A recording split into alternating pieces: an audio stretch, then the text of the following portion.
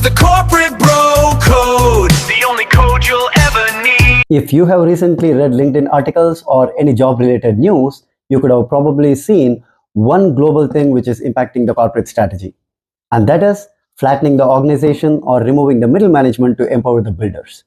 On paper, it just sounds perfect. The leadership wants the middle management to be cut off so that there are no multiple layers in between, but the people who are actually doing the core job can focus. Now, if your organization has recently gone through a similar flattening exercise, the ground reality is completely different. The reason is you are not just deleting a person, but you are still keeping the work the person was doing at the same place. So now what happens is instead of the manager doing the stakeholder management or trying to get the Jira alignment done, it's going to be pushed down to the actual people or the product teams which are doing the work. This whole flattening is not just related to the startups. In reality, you can see the bigger players also doing the same thing. Recently, Meta came out openly saying that they are cutting multiple layers of middle management to make the organization more leaner. Amazon has been doing the same thing. Coinbase, Block, these companies have also been focusing heavily on reducing the middle management layers. And it's not just tech.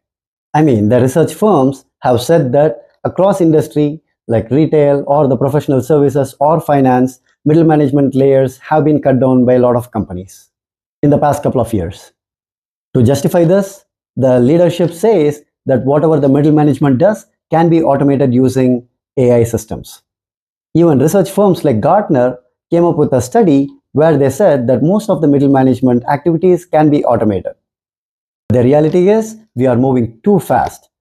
A recent study by Forrester showed that 55% of the companies are regretting their decision to let go of the middle management layer, and now they are regretting their decisions. And why is this happening? The companies thought that the automated systems can do the job which humans were doing, but unfortunately, they got that entirely wrong. Now let's talk about what happens when this management layer disappears from an engineering or a product team. A great manager just doesn't pass along messages, but instead they act as a buffer.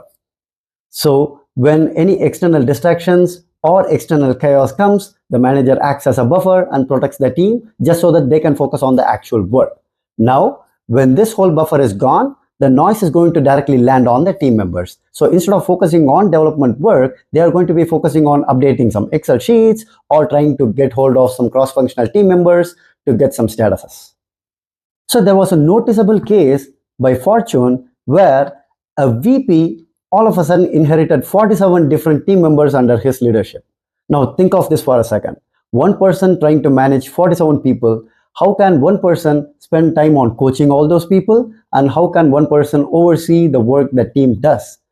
The person got too overwhelmed and he was not able to do his job well.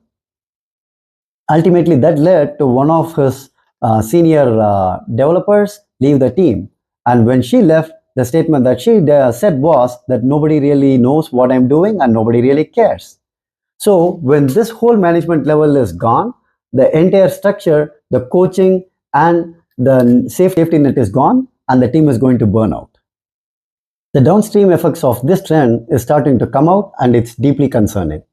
A study showed that the managerial engagement has gone down to 22% because they have been asked to manage more than 50% of their capacity, which reduced their engagement levels. And the ultimate irony, the younger generation who are looking at this entire thing playing out say that they are not going to take up any senior leadership positions, mainly because they are seeing their senior team members getting into the managerial positions and then doing that extra work. They are also seeing the same senior members who moved to this middle management layer becoming vulnerable when this kind of flattening exercise happens in an organization. They are drawing a logical conclusion there. If you are climbing up the corporate ladder, you are putting a target on your back. By cutting the middle management, the companies are breaking the leadership pipeline for tomorrow. See, here is the bottom line. True organizational efficiency doesn't come just by cutting a person from your organizational chart. Instead, it comes from cutting the broken process from your organization, which that person was supposed to manage. If your organization is flattening right now, the best thing that you can do is make a note of every activity that you're doing and then where your time actually goes towards. And if you notice that your time is being directed towards the unnecessary things, then you need to set the expectations right with your leadership. If your organization has recently gone through a flattening exercise, I would love to hear your personal experience on how that exercise has affected your day-to-day work. If you found this topic insightful, don't forget to subscribe to my channel. I'm your bro Arvin. This is Corporate Bro Code. See you in the next one. The corporate bro code, the only code you'll